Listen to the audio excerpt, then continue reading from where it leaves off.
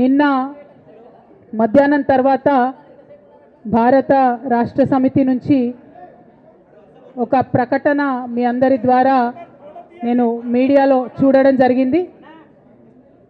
మరి బీఆర్ఎస్ నుండి వచ్చినటువంటి ఈ ప్రకటనలో పార్టీ ఎమ్మెల్సీ శ్రీమతి కె కవిత ఇటీవలి కాలంలో ప్రవర్తిస్తున్న తీరుతెన్నులు, కొనసాగిస్తున్న పార్టీ వ్యతిరేక కార్యకలాపాలు బీఆర్ఎస్ పార్టీకి నష్టం కలిగించే రీతిలో ఉన్నందున పార్టీ అధిష్టానం ఈ విషయాన్ని తీవ్రంగా పరిగణిస్తున్నది.